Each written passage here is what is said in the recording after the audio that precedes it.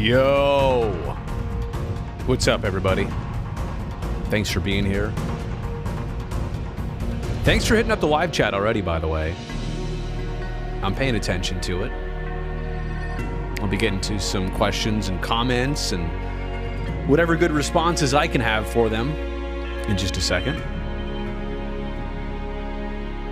It's game 161 of the Oakland A's season tonight. We just did pregame live. It's a weird season to conclude, in a sense that I've never done a 102 loss season plus before. And so most people would automatically think, oh, you're probably excited that it's over. Yes and no. I mean, nobody likes losing that many times, but at the same respect, anytime you've been doing a routine like covering baseball games for the last 6+ months, you find it hard to adjust out of that. Now, don't get me wrong. I am so fortunate that Sharks hockey begins, well, technically started today with our preseason broadcast, but changing of the season, changing of the times. So I will be right with you, and we will get this live stream going.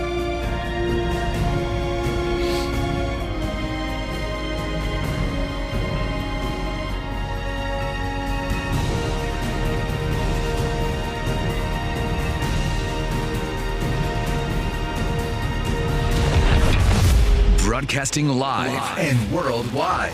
Here's Brody Brazil. Oh, hey! I need to work on that, don't I? Welcome to this live stream, everybody. I'm still figuring out, what's the best way to begin a live stream.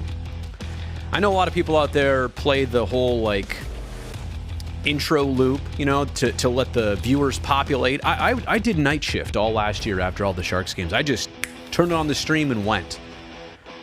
But I'm realizing this year I probably won't do that. In fact, I've actually already made kind of an intro screen here. Let's see if I can, I'll give you a sneak peek. Sneak peek? Sneak peek. Oops, that's the wrong remote. Good job, Brazil. All right, here we go. So, we got a cool little Sharks night shift loop. I'll take myself off this so you can really appreciate it like that. But this will kind of be the opening screen for Sharks night shift.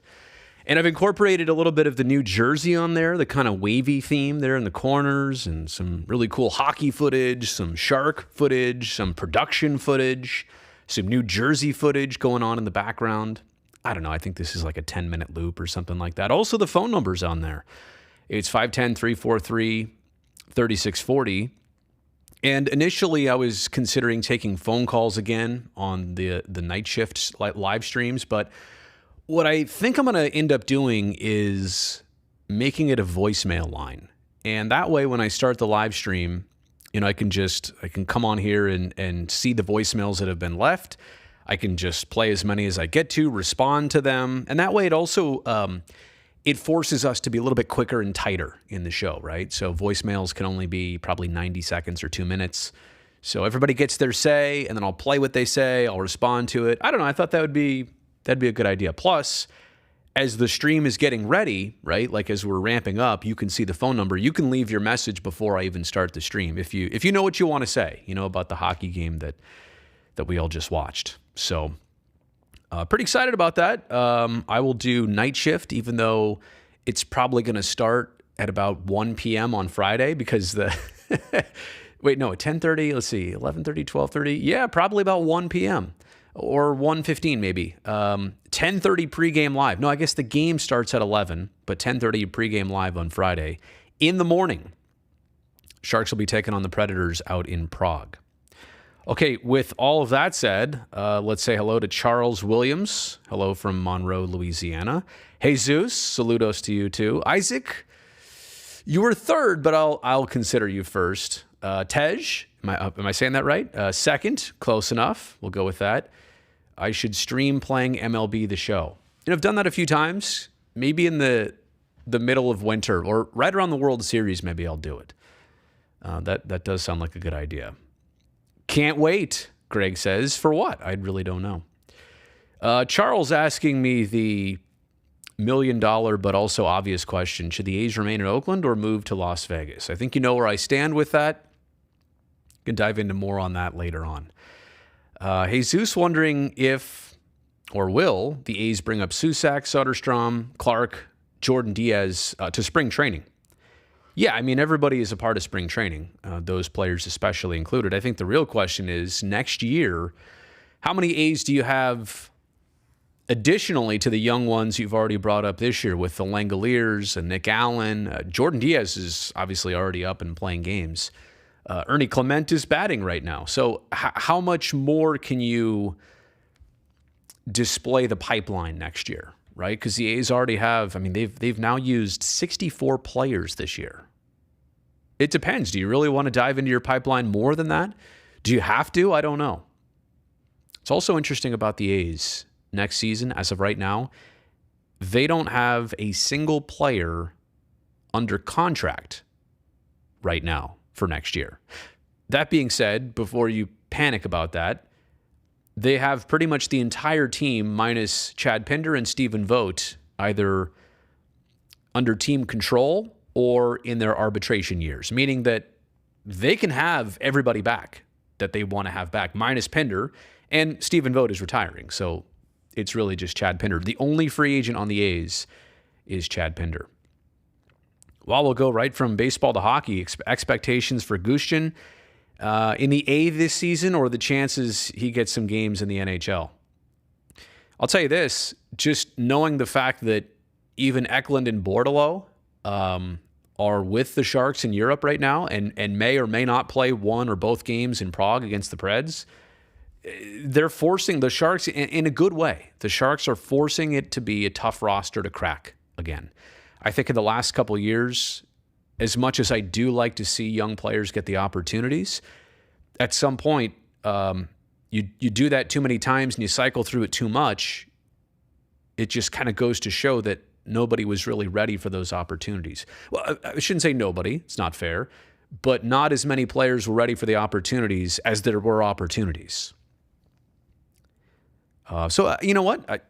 Individually, obviously, I'm rooting for everybody. But I think if the Sharks are in a good place, you may not need to bring him up to the team this year. But I don't know. Again, I don't know. Would hate to predict something either way and be completely wrong. But right, I think we all understand you want it to be a hard roster to crack and a hard lineup to crack. Those are two different things, but same idea.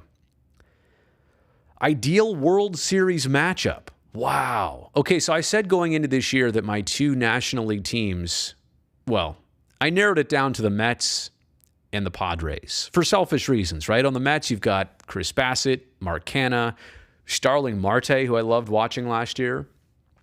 And with San Diego, you've obviously got Bob Melvin, Sean Manaea, and Jurickson Profar a couple years removed from being an Athletic. And Bullmel's obviously a close friend of mine, and so I think I'm probably going to still remain on the Padres side from the National League, right? And this is just a fan favorite thing. No disrespect, Mark Canha. No disrespect, Bassie. If you're watching this, you're not, but just in case.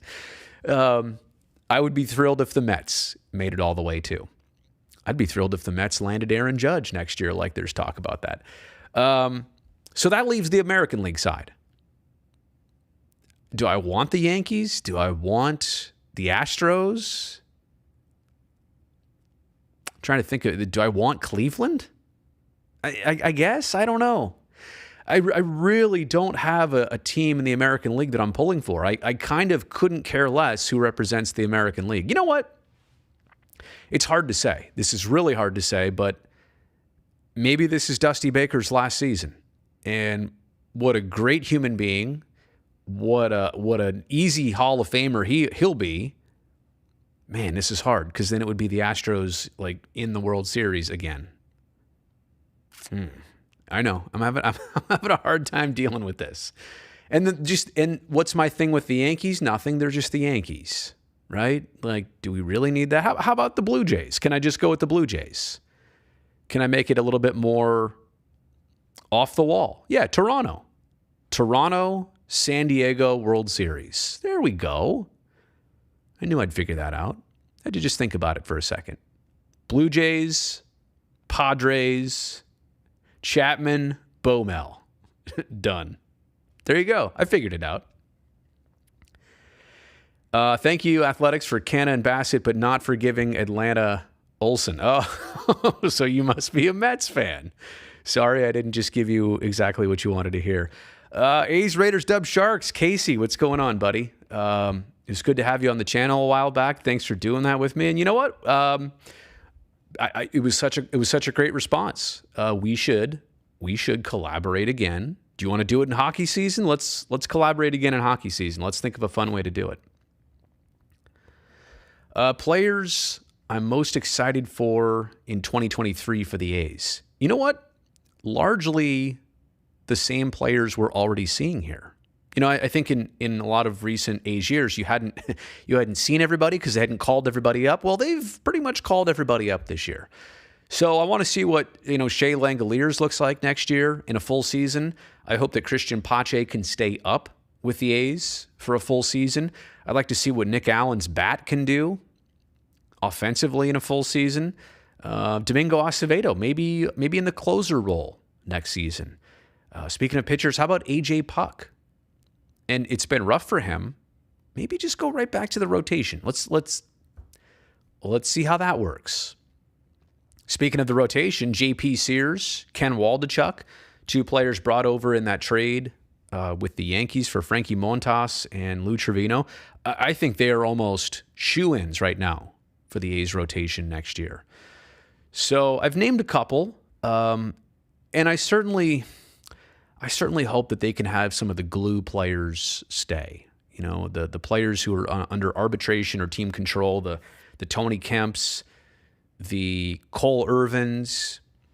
I would really love to see Chad Pinder stay, but I got to be honest, for Chad Pinder, where he's at in the career and understanding what the A's are in the process of doing, and the fact that he's a free agent for the first time, and you don't get to go through that process a whole lot of times in your career. I hope he does explore. Like, I'm saying this in the best for him. I hope he goes out and explores free agency, because I think there might be some really good opportunities for him out there on turnkey playoff caliber clubs. They would want him. So, yeah, it's obviously Sean Murphy behind the plate. I'd like to see Seth Brown, eclipse 30 homers next year. Ramon Laureano next year. I'd have to think that it's weird to say this, that he will be heavily talked about. If he has a good season next year, come trade deadline, he will be one of the biggest conversations on the A's. Will somebody, try and lift him or whatever? But I'm just excited for him to have a full season, hopefully without injury. Obviously, this year started with the suspension. So it's not just the youngest players. Granted, there's a bunch of others in the pipeline who aren't even here right now that I'm excited about. But there's a lot of guys from this year that I think were integral in keeping things on the rail. Like as much as it's a 102-loss season, things are relatively still on the rail. Look at last night. The way they wanted a walk-off, they didn't have to do that. So, more players than you would expect I'm excited for in 2023. Greg is a huge Sharks fan in Pennsylvania. Grew up in New Jersey, and your first... move my water bottle here. First hockey game you went to was the Sharks and at the Devils. Oh, in their first 91-92 season. Craigwell scored and you were hooked. That's awesome, Craig. That is really cool. Ooh, it's kind of a fun noise. It is great to see Sharks fans, far and wide. And like right now in Europe. And, I don't know, how did they become Sharks fans? It's always interesting to me. Was it the colors? Was it a certain player? Was it an era of the Sharks that hooked somebody? Was it the expansion fact, like you're saying in 91 and 92? I'm always interested. Like, if you're not from here, what hooked you about the Sharks?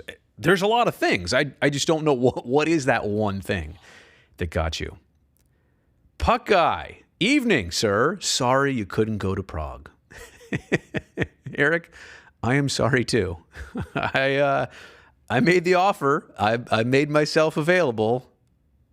And that's pretty much that's the start of it, and that's the end of it right there. Leave it at that. Oh, if the Sharks are not in the playoffs, which Stanley Cup final do I want to see in 2023? You know what? JayZ, 34.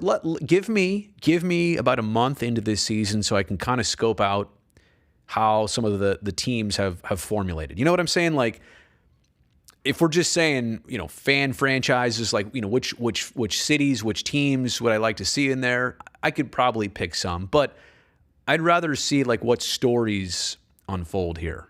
What teams really bring it together, in the first month, and how do they shape up? That right there would have me, I think, with some time, giving you a better answer of who I'd be pulling for in the Cup final.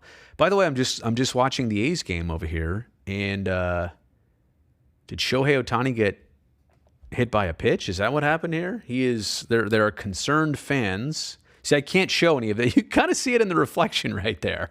I guess I am cheating the system a little bit. I also think this camera is out of focus over here all of a sudden. Let's see. Cole Irvin, did he plunk him? Oh, he did.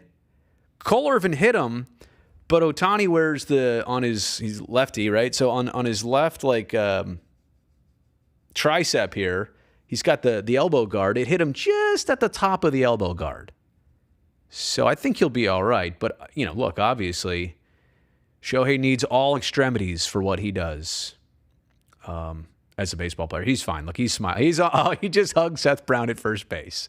Shohei's fine. He'll probably pitch tomorrow. He'll still pitch tomorrow in the season finale.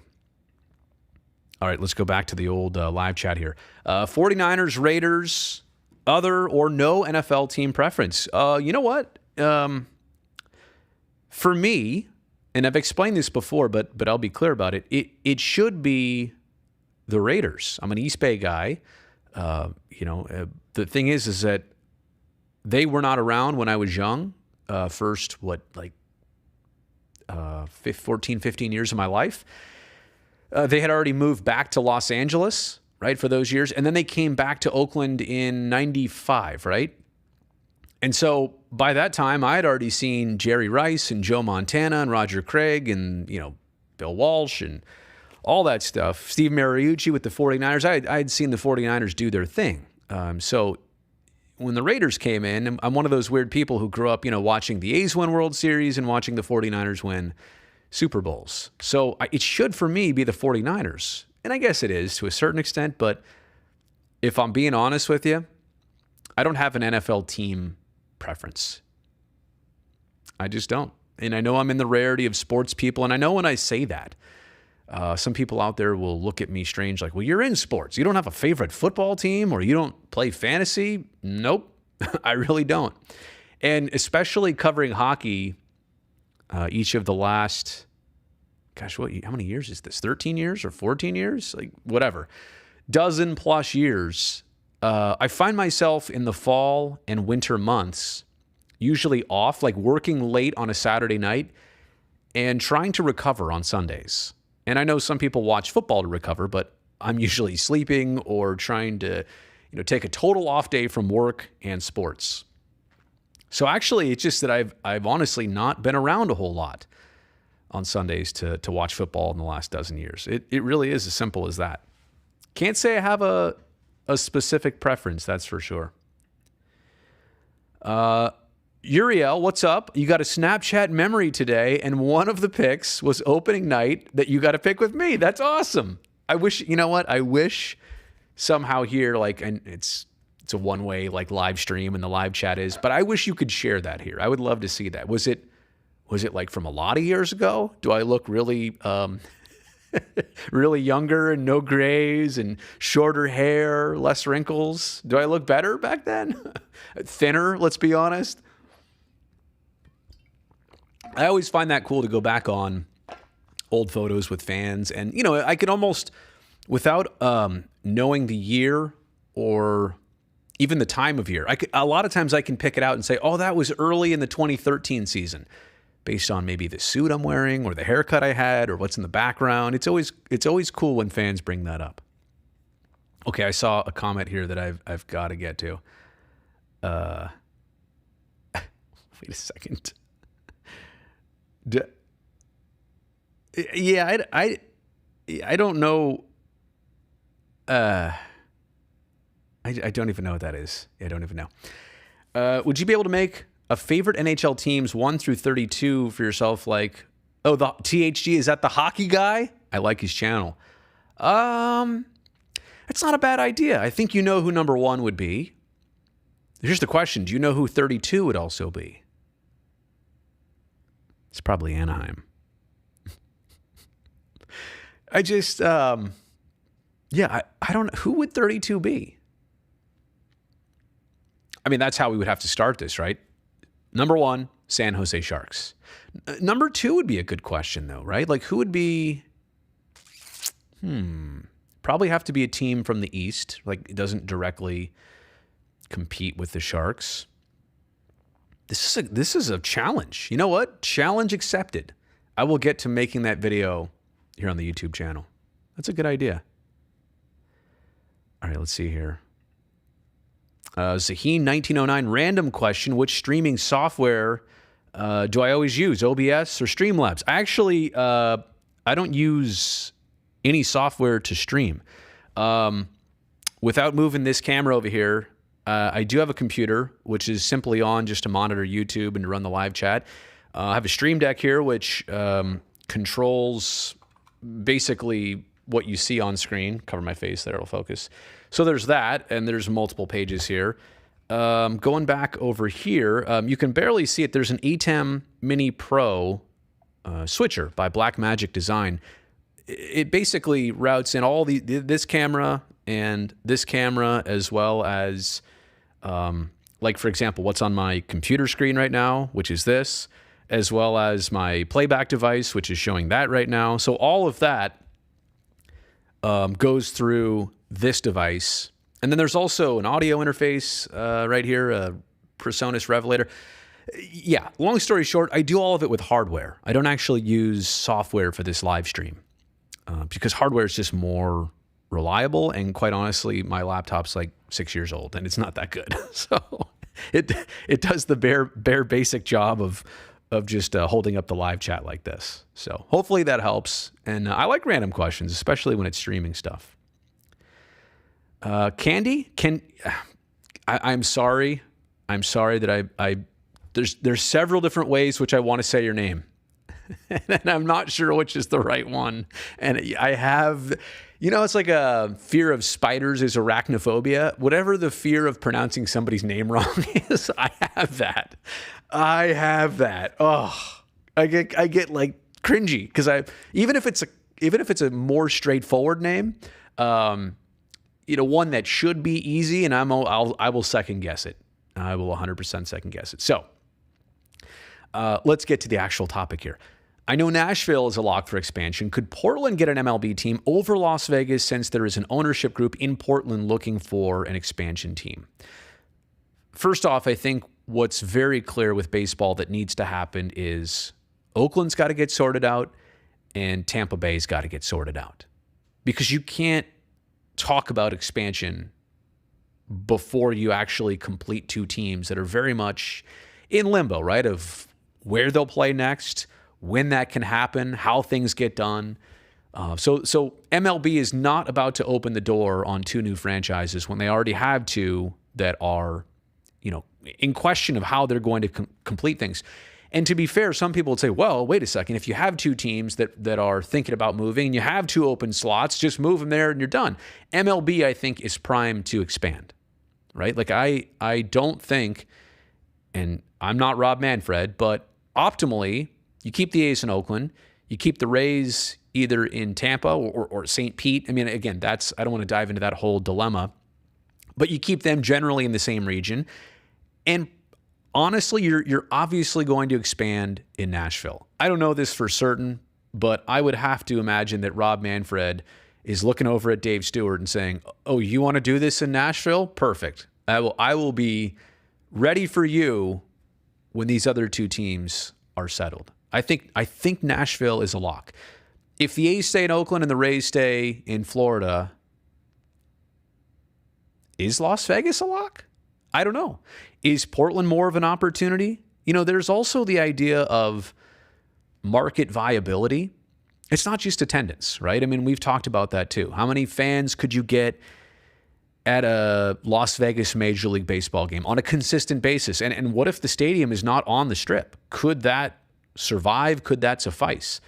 Like Las Vegas as just a, community market, not with all the tourists, not with all the visitors, could it support a Major League Baseball team with as many dates and as many open seats? Could it do that? But also as a television market, are there enough people watching to generate ad revenue and the right TV contract? I don't know. And look, I work in this business and I don't even know the answer to that.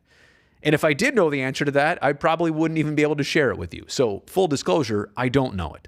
I'm just spelling it out. But Portland, probably a little bit of a bigger media market than Las Vegas, would probably benefit the team more in the long run. So I think what needs to be said is this. Yeah, Nashville, you're right, is a lock in my mind for expansion. I think there's going to be 2 teams expanding after the 2 teams in Oakland and in Tampa get squared away. And I think with Nashville being one,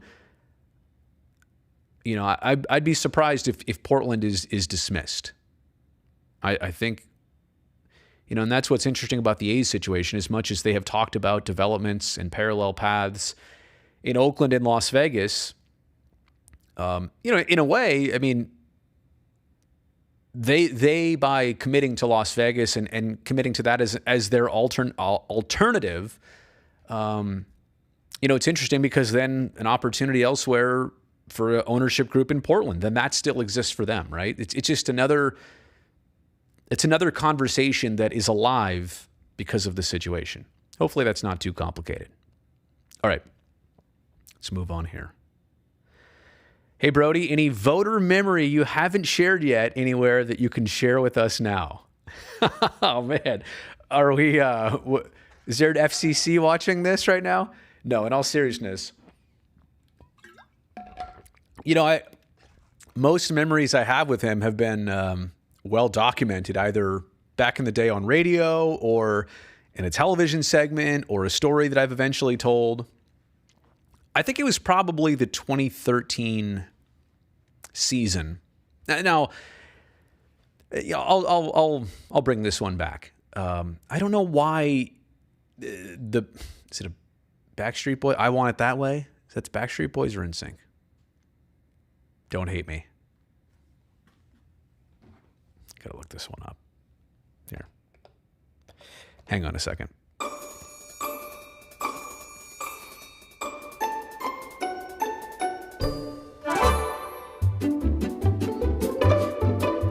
Backstreet Boys. It was released on April 12th, 1999. I was just graduating high school.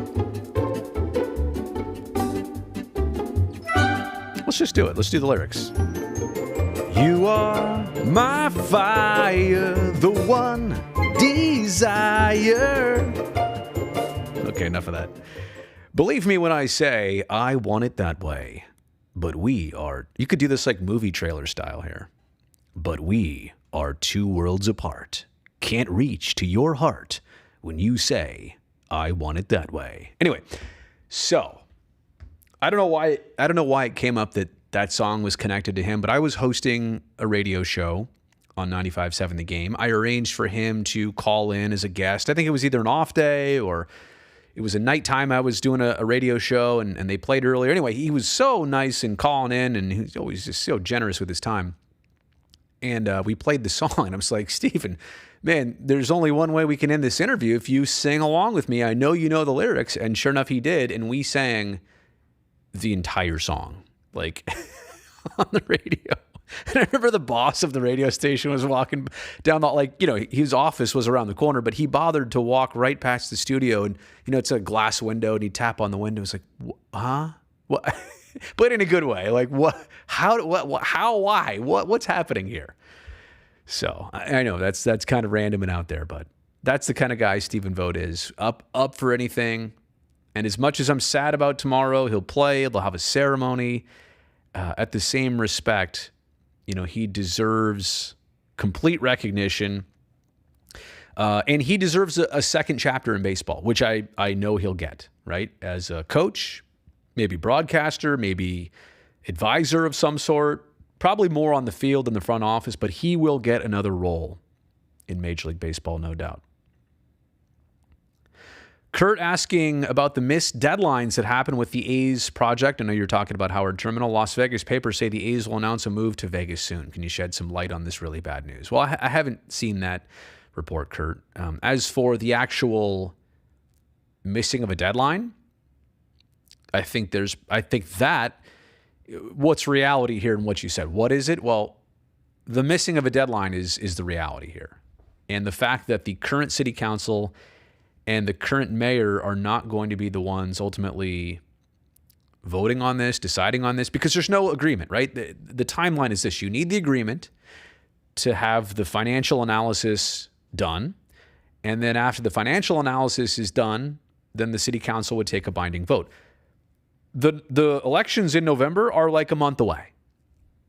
So at this point, I mean, and they time out at the end of the calendar year. And also their meetings, I want to say they have one here in October, then maybe one in November. I don't even know if they're scheduled to meet in December. This would have to be a literal Christmas gift, right? If this were to happen. But I just think the timeline is too crammed. There's probably too many other things going on. And so I think what we've just realized, really within the last couple days, is that the Howard Terminal project is not going to be voted on here in 2022. I've said before that that's not a great development, and I hold true to that. I also respectfully say that it doesn't end anything. In fact, who's coming in as the mayor? Who will the new city council members be? Are you even better positioned with whoever wins? Can't tell you I know all the politics. I know the people that are involved, and so I do feel pretty confident about that, but we shall see. Truly believe the only reason the 2013 Red Sox won the World Series is because of the inner motivation post-marathon bombing. They didn't have a great roster and were bad in 12 and 14. Thoughts? You know what? Hard to really link a tragedy like that to the success of a baseball team. I know we, as fans, right, and as spectators, we want to believe in everything we see like that. And there may be some truth to motivation, inspiration, but it's still a very competitive game, and you don't have control. Otherwise, teams would be motivated every year. So I think sometimes we have to just recognize what's special as being special. And yeah, it happened that way, and what was very unfortunate turned very cool for them. But I think it's a hard connection to make. Nick wondering, do I like the NHL playing in Europe? I really do. And I always like what we saw today. An NHL team like the Sharks on international ice, where the rink is, 15 feet wider? And instead of using the boards, defensively to close out a player and you kind of use it as an extra teammate, all of a sudden you try and do that and you realize, wait a second, they went right around me still. And there's all this east-west space, right? It's a north-south game, but there's all this east and west. And it's the equivalent of a Major League Baseball team going over to Europe and playing against a club where the diamond is 97 feet bases and the pitching mound is 64 feet away or 55 feet away instead of 60 feet 6 inches. So, the dimensions alone are enough. Jet lag is a trip. I mean, look, the Sharks won today against Eisbären Berlin? The Polar Bears, the Berlin Polar Bears. Let me make it more simple.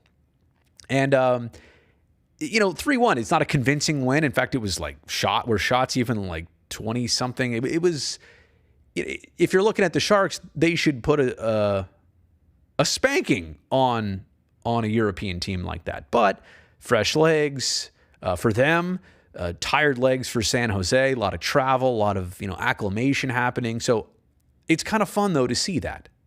When else do you get to see the Eisbären host the Sharks in a game like that? And I also really think it's cool that they will have 2 regular season NHL games played in Europe. Sharks and Preds. I got to go on the trip 12 years ago when it was Sharks in Columbus out in Stockholm. And the fans there were very excited. It was a whole different atmosphere in a building that normally doesn't do NHL stuff, and it does, and just the way that the fans are, all the sightseeing in between. I really like it.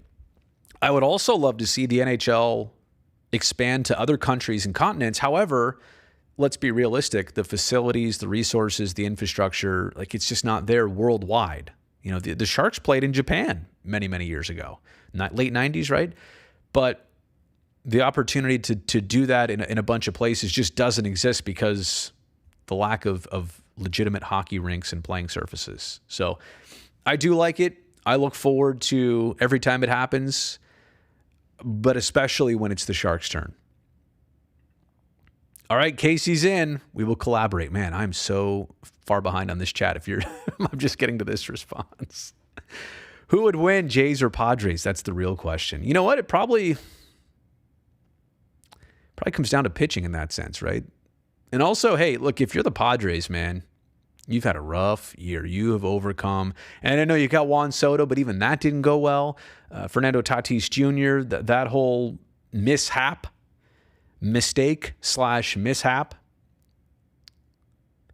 I couldn't answer that. The Jays are, you know what? I think if you're Toronto at that point too, you're kind of a storybook season situation. So maybe you're more of the favorite realistically. What Sharks organizational decisions did you question at the time and were later vindicated? When they... You ready for this? Hang on. Let me read the question again. What Sharks organizational decision did I question at the time and I was later vindicated? Ready? I questioned when the Sharks let go of Drew Remenda. What? I'm serious. And then I was later vindicated because they brought him back, which is awesome. I'm kind of joking, but I'm kind of serious there. You know what? That's a really good question. That's such a good question that it doesn't belong here in a live chat where I don't have time to really think about that. Like what I want to do is actually put in some time, and I'm sure I do have an answer. I think what it is would be, you know, like, okay, I can give you one. When last year, after 9 games, they sent William Eklund back to Europe. And I was like, he's playing well, he's developing, things are, but then when I realized, okay, wait a second, if he wasn't even in the lineup every game for 9 games and looked like maybe there would be a bit of a struggle to stay consistent there, you know, just in 9, what would he be like in game 29, 49, and 79?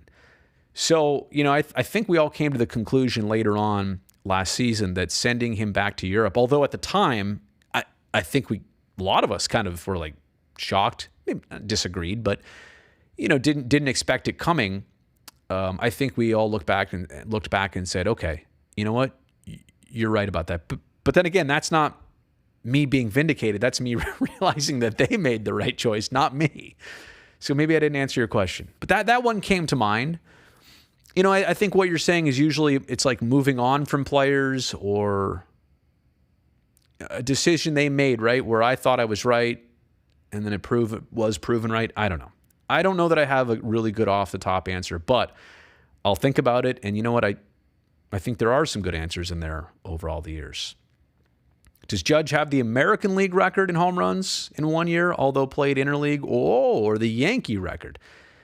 Yeah, you know, Jesus, like that's an interesting factor too, right? Because Roger Maris back in the day of 1961, he was not hitting against National League teams like Judge has this year. But should it really matter anymore, right? A pitcher's a pitcher.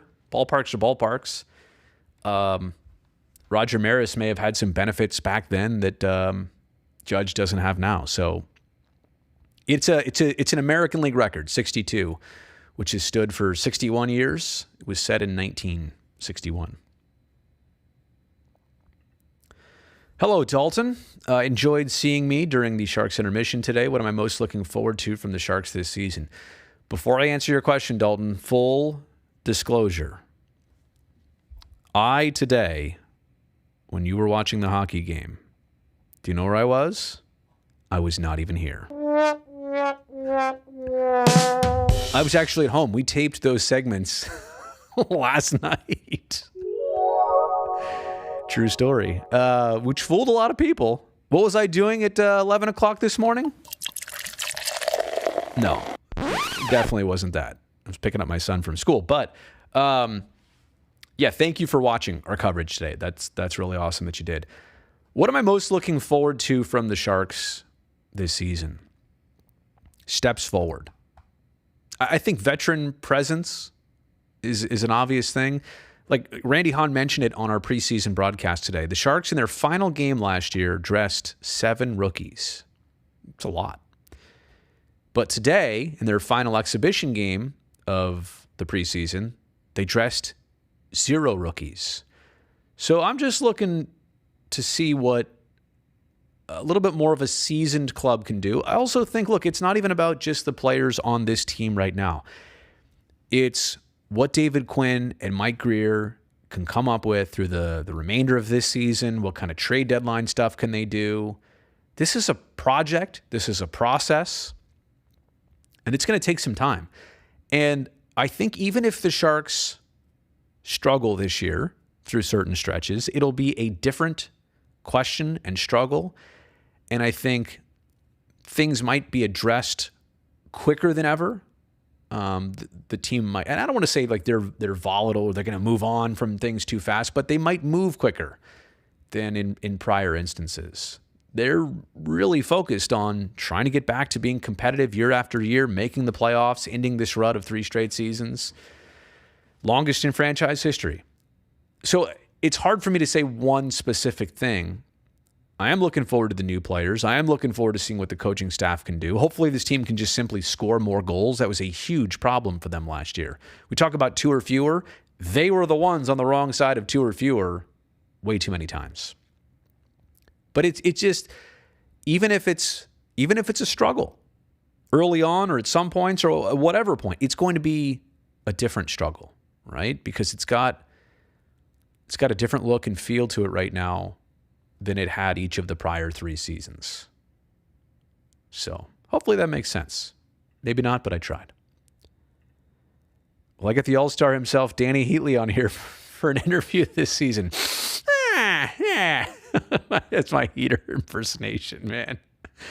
He was always doing that right there. Kind of hurts me to do it right now, but I like Danny Heatley. He was kind of I can't say I knew him very well, but he always kind of had a mischievous personality. It looked like he was always up to something.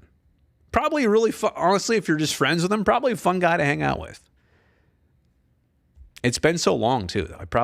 I'm a different person than I used to be. I'm sure he is too. I wonder what he's up to though. Probably hanging out in BC. What Sharks rookie player or defender am I looking forward to seeing in the opening lineup? Well, you know what? Tell you what, like I just said, John, there was not any rookies in the lineup today. And I wonder how that's going to play out. How that's going to play out on Friday and Saturday against Nashville. Obviously, I want to see what Eklund does when he comes back. Ryan Merkley, by the way, is not even on the trip. He's going to start the season with the Barracuda. So I was expecting him to be with the Sharks, and I think he will at some point early on. But if we're talking about the opening lineup, I mean, is Bordeleau going to be in there? Really, those two, Bordeleau or Eklund, for me right now are the interesting ones. But again, I don't even know that that's a likelihood. What caught my eye to the Sharks when they came around? That's a great question, Eric. Why did I like the Sharks? I don't know. I really don't. It was sports, but to me it was something entirely different. I mean, in this region, you didn't see a lot of hockey players. You didn't know too many people that played hockey in 1989 or 90, or even when the Sharks came around in 91. And then I watched a little bit of it on TV. Man, this is cool. Those jerseys are cool. I never went to the Cow Palace, which is unfortunate. Wish I did. I would have been young, like 10, 11, 12 years old, whatever. But I did go to the first year at the Tank. I think it was in December. They were playing Chicago in like a weekend afternoon. I'll never forget that. And my first time at the Tank, though, see, like, as much as I was kind of into it before then, going to SAP Center, which was before that HP Pavilion, before that Compaq Center, it was San Jose Arena when I went back there, when I went there in 93. But something about that environment and the organ playing and coming out of the Shark Head, and the building was brand new and every fan was super excited, like the energy in that building. And who knew that year they would ultimately make their first playoffs, right? Jamie Baker would be the hero, beating Detroit in that series. It was a matter of just being something like almost exotic. Like, everybody around here watched baseball, and the A's were great back then, and the Giants were good too. The Warriors were always popular, the 49ers, and some Raider fans still existing here at that time, but it was just something new. And I always, even as I followed hockey, into the 2000s and before I started working alongside the Sharks, I always felt like it was something cool to watch that I knew all of my friends were not necessarily entirely into. And some of them watched, and I knew, right, the ones who would kind of keep up to speed, but you just felt like it was something a little bit different. And it remains that way today, quite honestly. I think if you run across most casual sports fans here in the Bay Area, they could tell you enough about the 49ers. They'll probably say Jimmy Garoppolo, George Kittle. What if I asked you about the Giants? Well, Crawford, it used to be Posey. What if I want to ask you about the Sharks? Thornton and Marlowe. I'm like, yeah, no, you're a little bit behind. But it's still like the people that watch and love the Sharks, it's a smaller, like, knit community. And it just feels like you're in a little bit of like a special club almost. This is cheesy what I'm saying, but hopefully you understand, Eric, and you probably feel that way too. It's not the norm, right? It's not the normal consumption of sports here in the Bay Area. And and it certainly wasn't in 1991. But I will say this too. I guess I shouldn't say it. Look how many fans have come into that building. Look how many people have watched and experienced hockey since 93 or 91 even. So it is normal. I'm just feeling like it's still a little bit exclusive. That's probably the way to put it. Murph and Brown will both homer. Well, then we'll have a Murphy-Brown homer. Noah's Athletics. I don't know if you're old enough to know that old show from either the 80s or 90s, Murphy-Brown. You know what? I got to take a. No, we're not ending it yet. But I got to take a little drink break for a second. Hang on.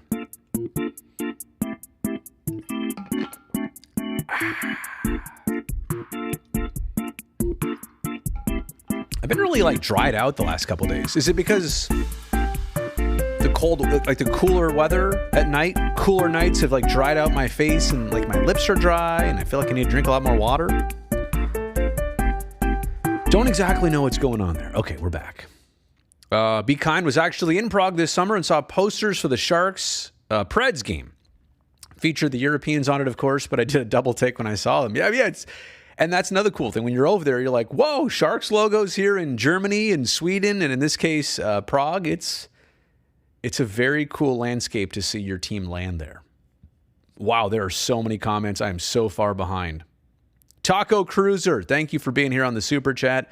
What do I think of Gushchin? Is he good enough to make the roster this year? And I addressed this earlier, so I feel bad to repeat it entirely, but I do because of your generosity. I am going to give you the full discourse here. I think it's already being proven that the Sharks don't want to make their roster easy to crack this year. That has been an issue the last several years.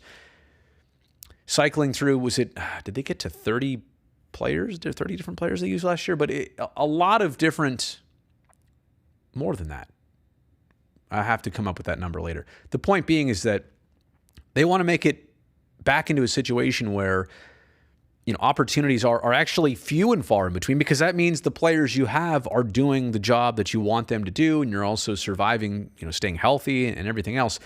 So optimally for the team, I don't know that you want that to happen. I mean, this year, right? Eventually, obviously. And you are pulling for him individually, 100%. But there's also the others of Merkley on defense, and up front, Eklund, Bordeleau, not to mention Coase and Weisblatts. And there are so many other players up and down the organization. Point is this. I want to see him in the NHL before we can really kind of get a grasp and a gauge. I think too often, there are trajectories that immediately present themselves and say, all right, this kid's going to be great in the NHL.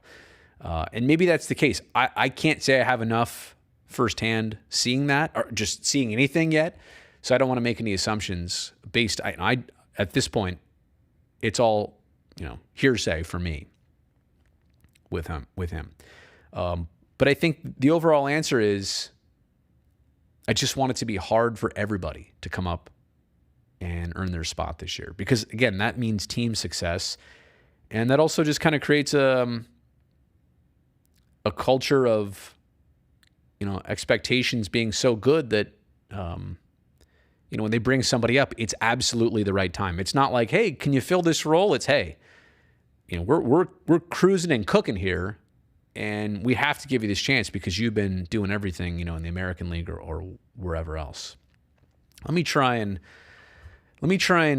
rattle through as many things here as I can. Karen, what am I looking forward to hassling Curtis Brown about when you're back in the studio for the new season? Well, not to give away my only one-liner that I've come up with, but anytime we reference Mike Greer, it's going to start like this. Mike Greer and I, we don't have a lot in common. He's a professional athlete. He's the GM of a hockey team now. Me, I just sit here and host sports shows in a studio. But we do have this in common. Yes, we do. Mike Greer and I have both carried Curtis Brown as a teammate on our backs. That's all I got for you. I'm sure there will be some other things too, but I know. It's probably going to start like that, just so you know. Are the Sharks going to bring back This Is Sharks Territory contest? I don't know, but I remember that, and I used to like that. I thought that was very cool. I don't know if I guess enough people are traveling, at this point again to do that. Am I ready for the Sharks season to start and ready for postseason baseball? Is this a question or a comment? Who is playing the World Series? Who wins the World Series? I've already said Padres, JayZ. That's who I'd like to see. All right, here. What grinds my gears? Yours is when hockey people say locker room when it's a dressing room. There's no locks in there. You cracked the vernacular. Hang on a second, everybody. I'm going to put it on mute for a second. Got to talk to producer Nick.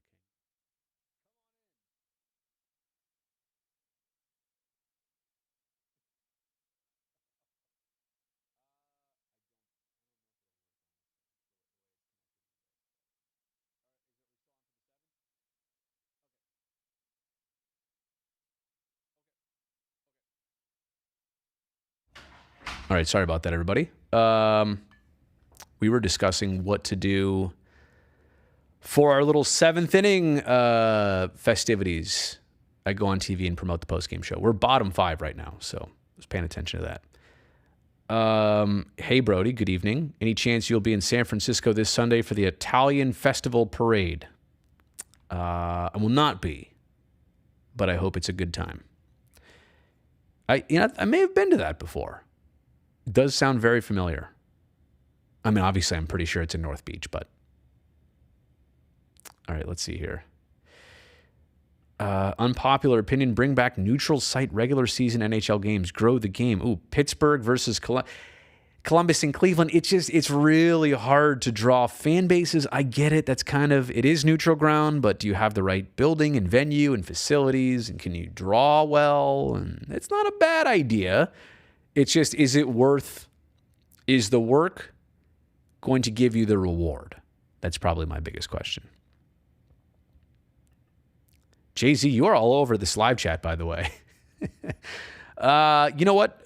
I can't say I had any friends who were not Sharks fans. Like if they were a hockey fan, they most likely got it from the Sharks or a family member, or they got into the Sharks because of a family member. And yeah, so I would have to say that most people who are into hockey that I knew were also Sharks fans. Are we live? I've been asking myself that the entire time here. What is the salary of sports radio hosts in the Bay Area? Jesus, I don't know. It's interesting. I mean, when I worked in it back in the day, it was not my full-time job. So, and I'm hesitant. I mean, it doesn't really matter to me. I could tell you right now exactly how much I made per show. I don't know that there's no reason for me to do that. It's actually probably a lot less than you would expect for my fill-in jobs that I used to do. So I can't really give you a good answer there. I just flew in from Berlin, and boy, are my arms tired. Okay. Like you were the bird. Like when you flew in, you were not on a plane. You were the actual bird flying in. Okay. Okay. There's a lot of weird comments there. I will scoot past that. Okay. Oh, Kemp Uber Alles. Brody, I know you haven't forgotten about it. No, I have not. I love that Tony Kemp above all else, right? Uber alles, is that right? Is that what that still means in German? Raider fans follow their team, but do they though? Why can't A's fans? Were Raider players being asked about not low attendance, but were they being asked about visiting teams, making a statement at Allegiant Stadium? Were they asked about that after Sunday's game? I think they were. I'm not saying Raider fans haven't followed the team to Las Vegas. I'm just saying that now they play in a place that's very neutral almost. Get fans from all over the place.